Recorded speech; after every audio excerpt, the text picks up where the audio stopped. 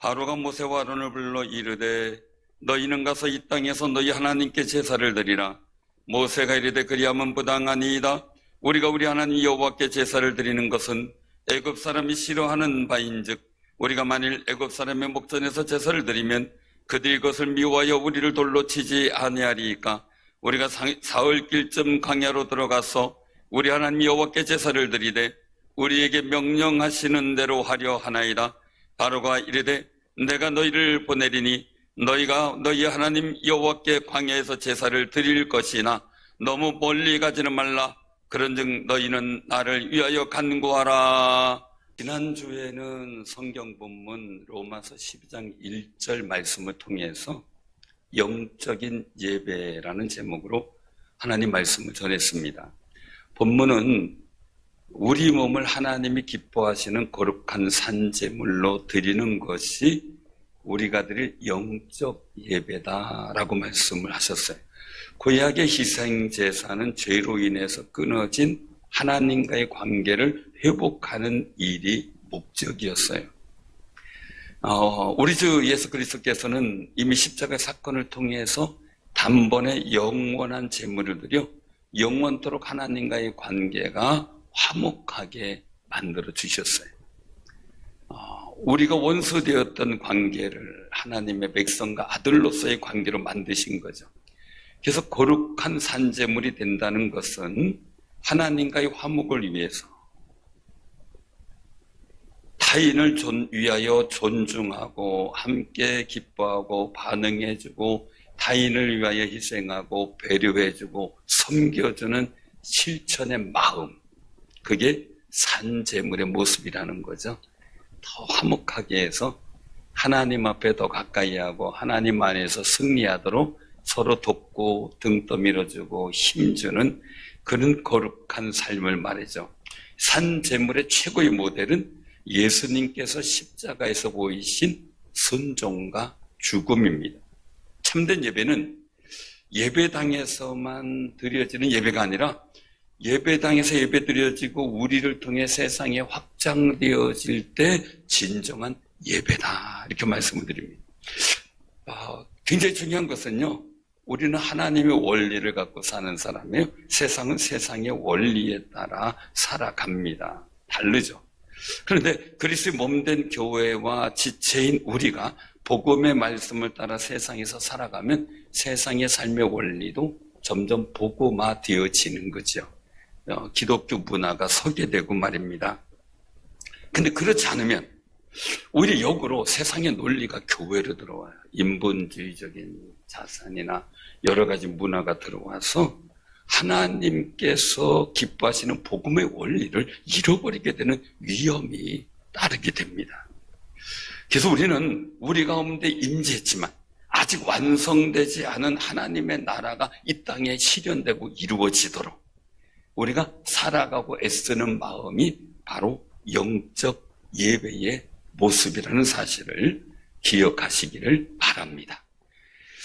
오늘 말씀은요, 하나님께서 모세를 통해서 바로에게 내 백성을 보내라. 그러면 그들이 나를 섬길 것이니라 라고 전합니다. 그리고 경고를 해요. 바로가 하나님의 백성을 보내지 않으면 바로와 그 신하와 애굽 사람들의 집집값 사는 땅에도 파리떼가 가득하게 하겠다는 거예요. 요즘은 파리 구경하기 어렵죠. 잘 보시나요? 아마 보기가 쉽지 않을 거예요. 옛날에 시골에 있고 시골에 있으면 거기에는 꼭 외양간이 있잖아요. 돼지우리도 있고요. 그 여름 되면 파리가 얼마나 꼬이는지요 말이에요. 밥상에 그냥 파리가 앉아가지고요, 기도하고 먹어 이러면서 먼저 자기들이 먼저 먹어요. 그래서 그 기도하고 먹는다라니까 그게 아니고 먼저 먹어서 미안합니다 그러는 거예요. 그런 시대에 살던 때하고 지금하고 너무 다르잖아요. 근데 파리떼가 막 잔뜩 앉아 있으면 참 기분이 안 좋죠. 그런데 그냥 온 땅에 집집마다 모든 음식에 그냥 까맣게 앉아봐요. 기가 막힌 거죠. 근데 반대로 이스라엘 백성이 거주하는 고센 땅에는 구별하여 파리가 없게 하겠다 하는 거예요. 근데 하나님께서 이렇게 이스라엘 땅을 구별해서 파리가 전체적으로 생기면 그런가 보다 하는데 고센 땅에는 없고 애굽 사람들이 사는 땅에만 잔뜩 있는 거예요. 구별을 보여주시는 거죠. 이런 재앙을 보이시는 이유는 애굽 땅에서 하나님이 여호와인 줄을 바로 알려주시는 역사를 위해서 그 재앙을 일으키셨다는 겁니다. 그래서 이제 재앙이 계속 오다 네 번째 재앙이 된 거예요. 파리가 네 번째 재앙인데 하나님께 제사 드리겠다는, 즉 예배를 드리겠다는 일에 바로가 허락을 합니다. 그런데 25절에 보면 이 땅에서 너희 하나님께 제사를 드리라 말합니다. 하지만 이런 제안은 하나님이 원하시는 게 아니었죠. 하나님은 이스라엘 백성들이 애굽 땅을 떠나 광야에서 제사를 드리기를 원하셨던 거죠. 예배를 드리기를 원하셨던 거죠. 하나님께서 받으시는 예배인 시간과 때와 장소가 있어요. 우리가 오늘 본문 말씀을 통해서 깨달아야 될 중요한 사실이 있어요. 하나는, 첫 번째는요, 예배는 분리되는 거예요. 분리된다. 꼭 기억하세요. 예배는 분리된다. 어떤 거냐면 이스라엘 백성이 하나님을 섬기는 것은 먼저 애굽 땅과 애굽 백성들에서 분리해야 됐습니다. 왜냐하면 애굽 땅은 이스라엘 민족이 노예밖에 안 돼요. 하나님은 노예의 제사를 기뻐하지 않겠죠. 하나님의 백성들이 드리시는 제사, 즉 예배를 기뻐하십니다. 애굽에서 분리되기를 원하시는 것은 하나님과 연합되기 위함이에요. 우리가 죄와 사망에서, 세상에서 분리되기 원하는 것은 하나님과 더 가까이 연합하기를 원하시는 뜻이 있어요. 근데 바로가 원하는 것은 애굽 안에서 해라 이거예요. 애굽 안에서 해라. 이런 분리가 아니죠. 우리가 예배드리는 순간은 내 마음과 생각 그리고 몸이 세상과 분리되는 겁니다. 그러면 예배 드리러 나올 때는요, 내 생각과 마음 그리고 인생의 짐 속에서 세상의 무거운 짐을 다 주께 맡겨버리는 아름다운 시간이 되시기를 바랍니다. 예수님께서 말씀하셨어요. 마태복음 11장 28절 29절에서 수고하고 무거운 짐진 자들아 다 내게로 오라. 내가 너희를 쉬게 하리라. 나는 마음이 온유하고 겸손하니 나의 멍에를 메고 내게 배우라. 그리하면 너희 마음에 쉼을 얻으리니. 우리 마음이 쉼을 얻는다는 거예요. 이 예배 시간이 쉼을 얻는 시간이에요. 그래서 우리는 예배를 드릴 때는 물론 삶의 자리에서 산 제물이 돼야 되죠. 그런 예배의 모습은 세상의 내 짐을 예수님께 턱 맡길 때 가능해요. 맡길 때. 사람은 염려를 하지 않을 수가 없습니다. 염려가 다 있죠. 옛날에 목사님들이 설교할 때 예화를 들은 게 있어요. 시골에 가는데 짐을 이고 가는 어르신이 있어가지고 그분을 태워드린 거예요. 근데 막 이제 운전하고 가는데 들어와서도 짐을 이고 있더라는 거예요. 그래가지고 얘기를 했답니다. 짐도 내려놓으세요. 그랬더니 아유, 나까지 탔는데 이 짐까지 어떻게 내려놔요? 그리고 이고 있었다라는, 그냥 얘기겠지. 아무래면 찾던 사람이 그 내려놓기 장그리겠어. 제가 어느 분을 태우게 됐어요. 짐을 있어요. 짐을 있는데 이상해가지고 모시고 가다 봤더니 무릎에 올려놓고 내려놓질 않아요. 편하게 내려놓고 가세요. 그랬더니 내가 탔는데 어떻게 짐까지. 저도 그런 일을 당한 거예요. 사랑하는 성도님들, 하나님은요, 여러분들의 짐을 턱 내려놓길 원하셔요. 내려놓으세요. 사람의 염려하지 않을 수가 없는 상황인데요, 염려가 없는 것은 공동묘지다, 그렇게 얘기를 해요. 근데 공동묘지도 염려가 있어요. 이게 무덤 속에 물이 찰까 걱정도 돼. 나무가 뿌리 내릴까, 풀이 많이 자라면 안 되게 깎아줄 걱정도 하죠. 걱정들이 많아요. 물론 이 얘기는 죽은 사람은 걱정거리가 없다는 의미입니다. 그런데 죽은 사람의 영도 걱정, 염려가 많습니다. 왜요? 지옥 갈까? 어떻게 될까? 모르니까요. 그러나 나와 여러분들 모든 우리는 염려가 없어요. 왜요? 죄와 사망에서 구원하시기 위해서 십자가에 달려 죽으신 예수님을 믿으면 천국 가게 되니 어디서든 우리는 죄와 사망의 염려를 할 필요가 없는 거죠. 사랑하는 성도님들, 예수님은 우리 영의 염려를 해결해 주시기 위해서 부활도 하셨어요. 영원한 생명의 주가 되신 거죠. 그러니 더더욱 염려할 필요가 없죠. 많은 사람들은 염려, 근심을 잃어버리거나 또 이겨버리려고, 잊어버리려고 막 시도합니다. 술을 먹고 복음을 합니다. 신나게 노래도 불러봅니다. 그래서 옛날에 그런 노래가 있었어요. 근심을 내려놓고 다 함께 차차차. 기억나시는 분들이 있을 거예요. 복음성간 아니에요?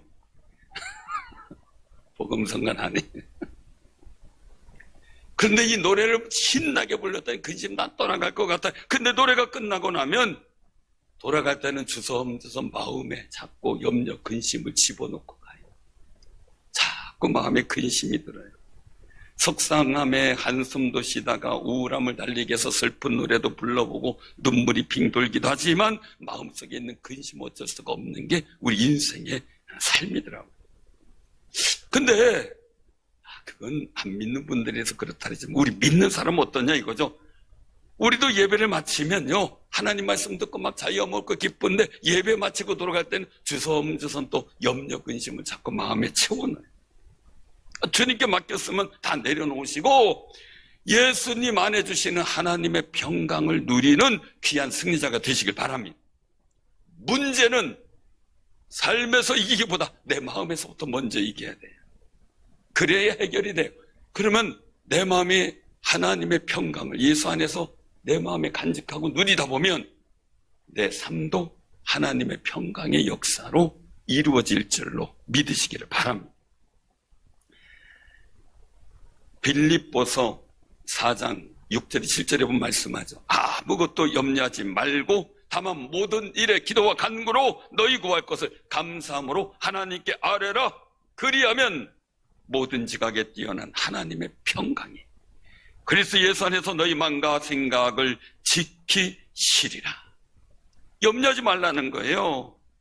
기도하고 간구할 때 감사함으로 아뢰래요. 될 줄로 믿고 하나님께서 은혜 주실 줄로 믿고 해결해 주실 줄로 믿고 길을 열어주실 줄로 믿고 감사하며 기도하다 보면 하나님의 평강이 예수 이름을 믿는 우리 마음에 가득 차게 돼요. 그러면 나의 삶의 자리에도 주의 평강의 역사가 이루어질 줄로 믿으시길 바랍니다. 그런데요, 예배 끝나고 났더니요, 어떤 분이 이래 일어나면서 에휴 그러면서 일어나시고 다행히 우리 교회는 아니에요. 에휴 하면서 일어나요. 에휴라는 한숨에는 두 가지 의미가 있죠. 첫째는 예배가 끝났다 하는데 아쉽다라는 의미도 있겠지만 염려 근심을 내려놓지 못하고 일어나면서 또 세상에서 어떻게 살아가야 되나 싶어서 염려 근심의 마음을 갖고 에휴 할 수 있는 거죠. 사랑하는 성도님들, 예배 마치면요 하나님 말씀 듣고 소망 가지고요 할렐루야 하고 일어나시길 바랍니다. 할렐루야 해야죠.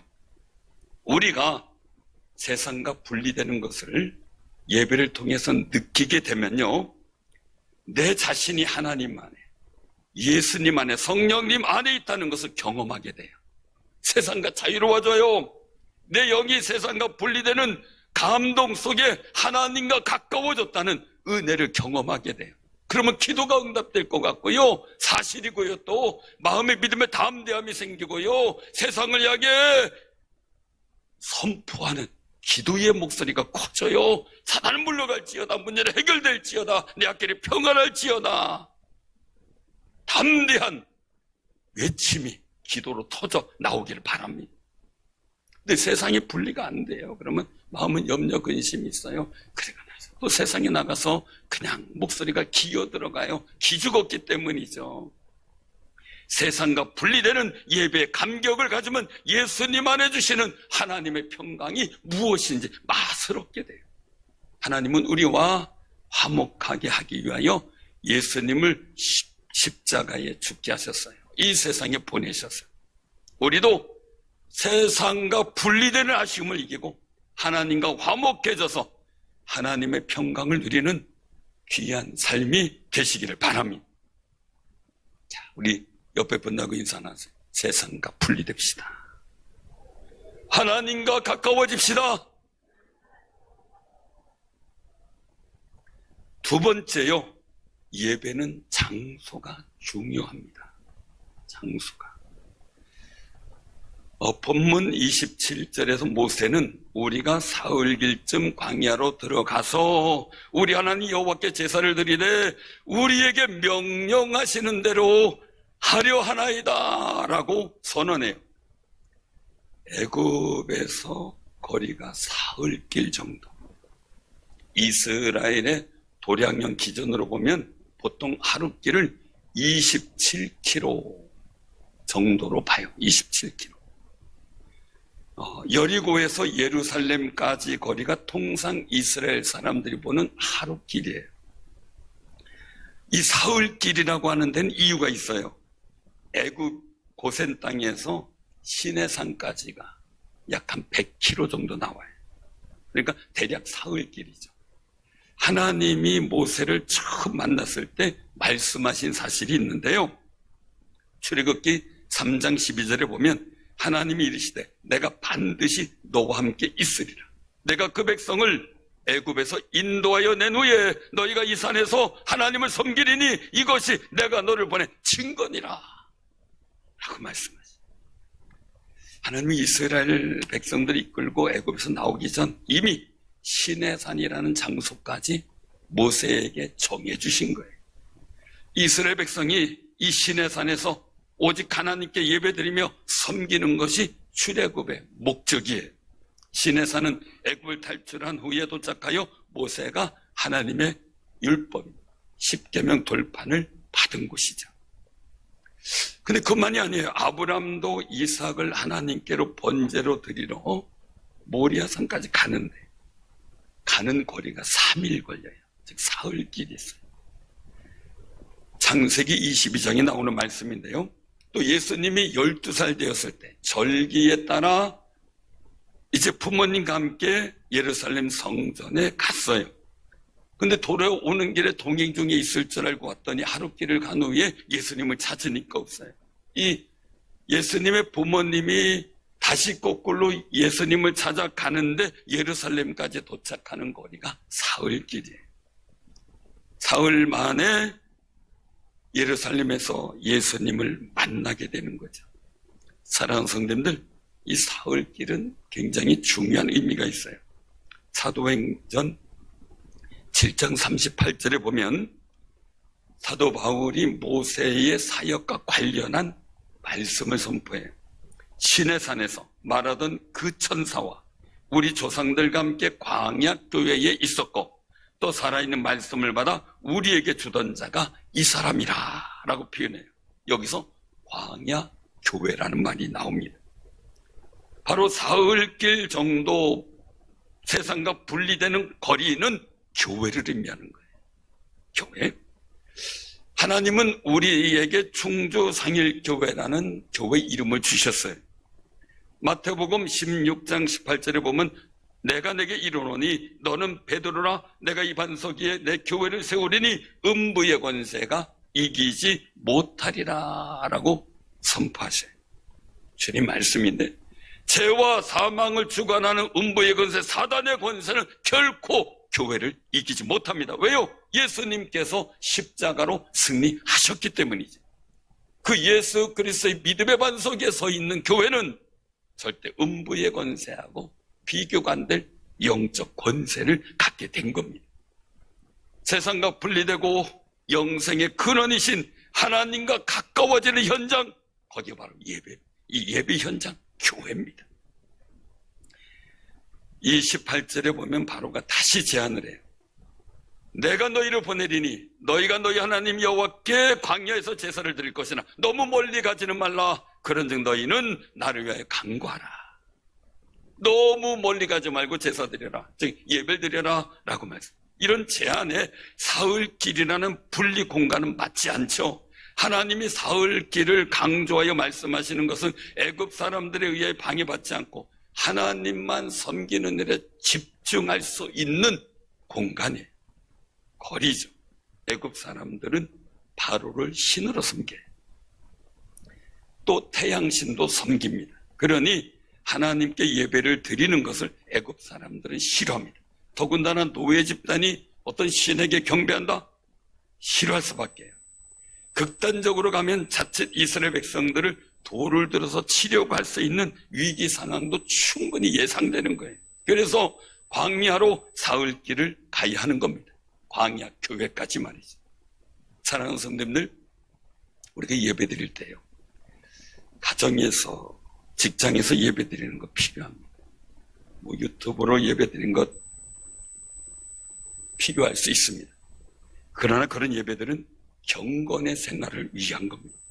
하나님께서 기뻐 받으시는 기본 예배는 하나님께서 정한 예배당, 장소에 예배 공동체가 와서 예배 드릴 때 진정한 예배가 되는 겁니다. 가정에서 유튜브로 예배 드려보잖아요. 산만하게 씻고 뭘 먹으러 가게 되고, 또한 사람들이 왔다 갔다 하니까 이 얘기 저 얘기 하게 되고 예배가 집중 안 되는 것을 보게 되죠. 만약에요, 집에 귀한 분이 와 계셔요. 귀하고 존귀한 분이 와 계시는데 그분하고 얘기하다가 말고 두리번 하는 거, 부산에게 왔다 갔다 하고 말이죠. 다른 사람과 사서로 얘기하고 그분을 가만 내비둔다면 얼마나 큰 신뢰예요. 아마 기분 나빠서 나갈 것 같아요. 귀하고 존귀한 분을 모시는데 구별된 장소로 모시고 그리고 또한 그분에게만 집중한다면 아마 굉장히 기뻐하시고, 그리고 또한 굉장히 귀한 선물이 있을 거예요. 하나님께 예배드리는 그 예배는 이것보다 훨씬 더 소중하죠. 가정에서 예배드리면 믿지 않는 남편과 아내의 또한 그 외의 가족들이 싫어할 수 있죠. 갈등이 일어날 수 있죠. 그래서 사흘길이라는 상징적 거리에 있는 가정에서 예배당까지 오는 수고를 즐거워할 수 있는 거리예요. 그러니까 이 사흘길의 의미는 우리가 어디서든 교회로 나오는 그 예배당으로 나오는 그 기간, 그 시간, 그 거리, 그 속에서 하나님을 생각하며 세상과 분리하며 기쁨과 즐거움으로 나오는 아름다운 시간이에요. 사랑하는 성도님들, 온전히 하나님께 집중하고 하나님께서 임재하신다고 허락된 장소, 그 속에서 예배를 드리길 원하시는 하나님의 거룩한 마음을 우리가 기억하시기를 바랍니다. 하나님의 이름과 마음과 눈을 두시겠다고 하는 예배당을 사모하는 것은 당연한 것이고 하나님께서 기뻐하시는 모습이라는 거죠. 교회와 예배당 중심의 예배가 우리가 지켜야 될 예배 모범입니다. 핵심 중에 핵심이죠. 하나님은 우리를 통해서 온전한 예배를 받으시기를 원하셔요. 존귀와 영광과 권능을 하나님께 올려드릴 수 있는 교회와 예배당이 되기를 소원하면서 기도하시기를 바랍니다.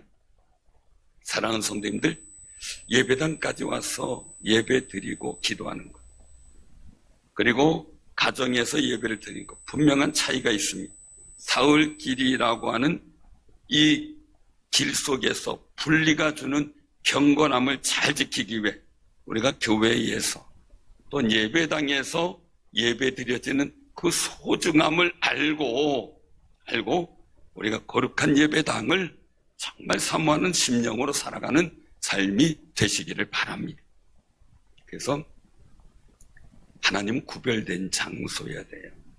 왜냐하면 이 구별된 장소가 아니라, 저는 그렇게 생각합니다. 하나님의 성전을 다른 것으로 이용하다, 사업체로 이용하다가 주일만 예배 드린다, 하나님께서 과연 기뻐하실까라는 생각도 가지게 됩니다.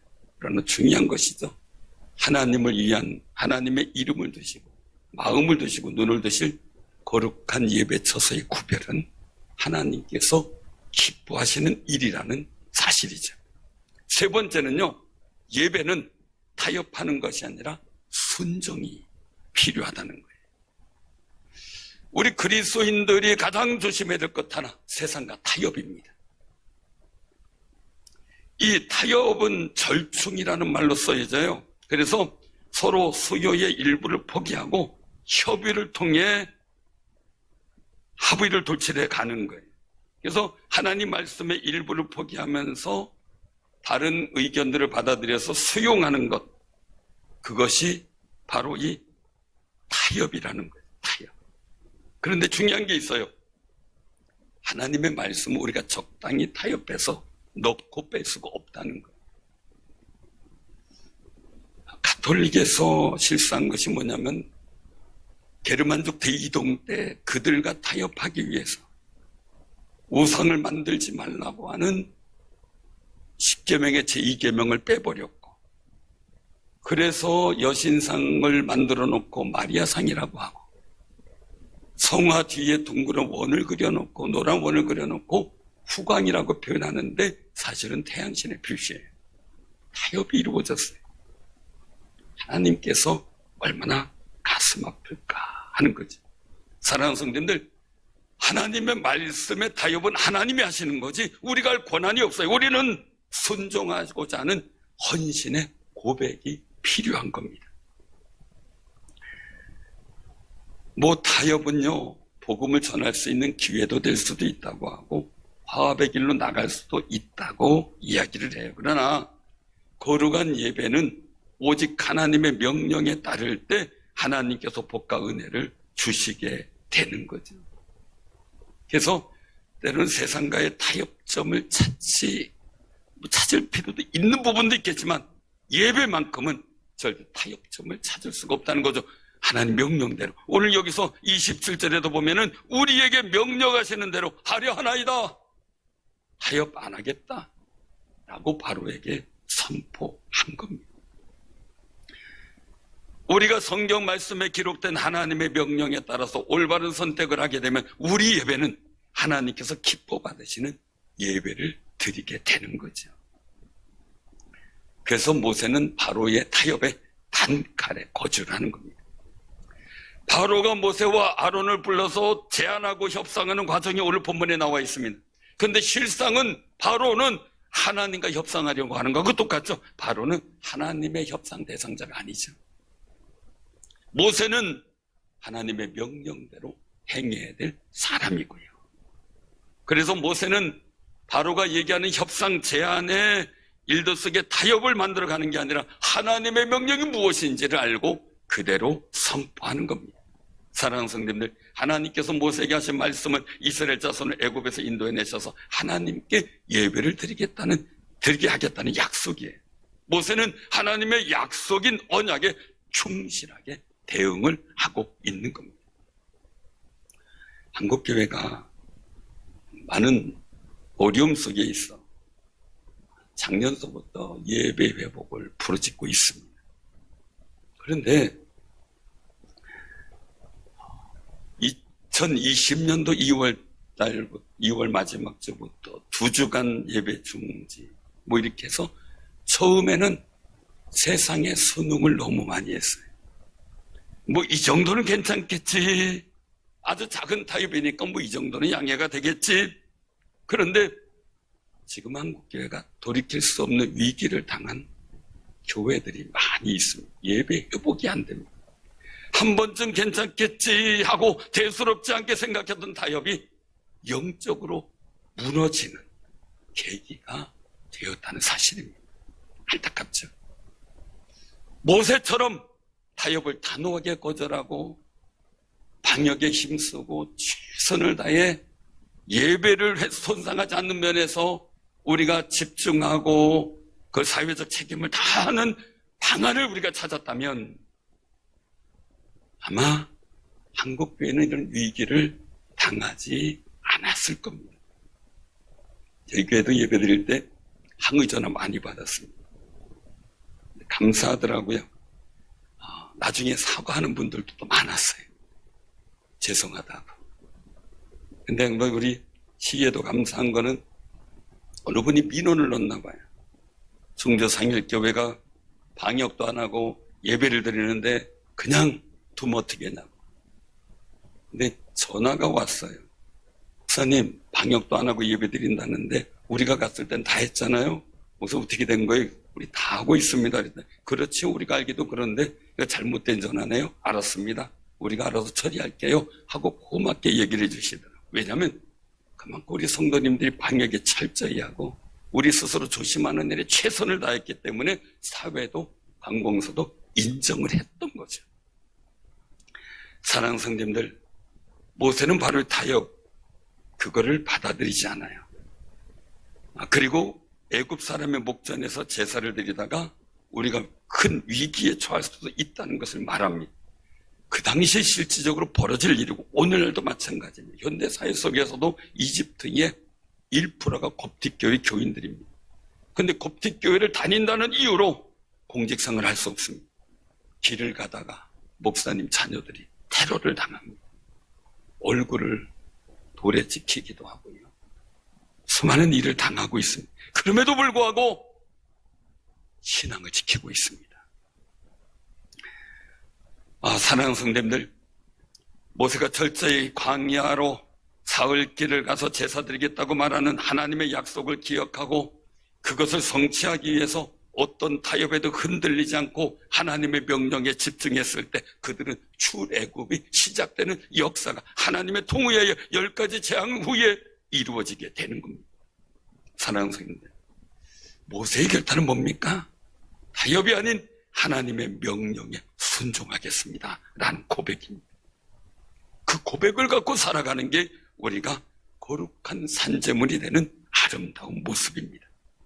사랑하는 성도님들, 하나님의 말씀을 선포했고 그 말씀대로 순종하고자 하는 헌신의 고백은 하나님의 감동을 불러일으키고 하나님이 우리 편 되어서 고센 땅처럼 구별하는 놀라운 역사를 보여주실 줄로 믿으시기를 바랍니다.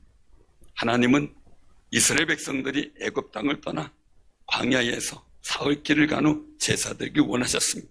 그 장소가 시내산이었고 광야 교회였습니다. 이 속에서 우리 기억해야 됩니다. 첫째, 예배는 세상과 분리되는 과정이다. 완전히 결별하고 적으로 이게 아닙니다. 우리 예배 순간을 말합니다. 두 번째, 예배는 장소가 중요합니다. 교회라는 그 장소, 예배당이라는 장소 말이죠. 세 번째, 예배는 타협하는 것이 아니라 우리의 순종의 고백이 하나님께 드려지는 순간입니다.